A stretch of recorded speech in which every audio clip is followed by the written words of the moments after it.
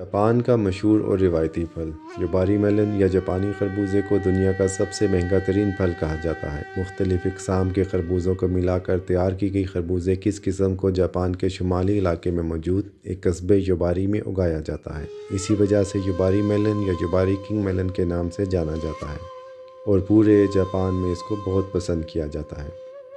1 کلو خربوزے کی قیمت 38 لاکھ روپے تک پہنچ جاتی ہے اور موسم گرما میں جب اس کی فصل تیار ہوتی ہے تو یہ مہنگا ہونے کے باوجود فوراً بک جاتا ہے اور اکثر اس کی نیلامی بھی کی جاتی ہے۔ گرین ہاؤس میں اگائے جانے والے اس خربوزے کا ذائقہ بہت زیادہ لذیذ ہوتا ہے، لیکن اس کے مہنگا ہونے کی اصل وجہ اس کا ذائقہ نہیں بلکہ جاپانیوں میں تحفہ دینے کی قدیم روایات ہے۔ خاص طور پر یوباری میلن تحفہ میں دینا بڑے فخر کی بات سمجھی جاتی ہے۔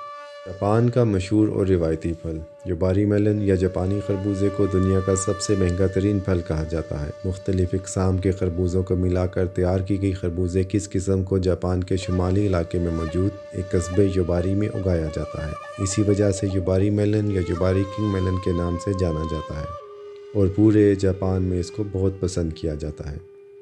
1 کلو خربوزے کی قیمت 38 لاکھ روپے تک پہنچ جاتی ہے اور موسم گرما میں جب اس کی فصل تیار ہوتی ہے تو یہ مہنگا ہونے کے باوجود فوراً بک جاتا ہے اور اکثر اس کی نیلامی بھی کی جاتی ہے۔ گرین ہاؤس میں اگائے جانے والے اس خربوزے کا ذائقہ بہت زیادہ لذیذ ہوتا ہے، لیکن اس کے مہنگا ہونے کی اصل وجہ اس کا ذائقہ نہیں بلکہ جاپانیوں میں تحفہ دینے کی قدیم روایات ہے۔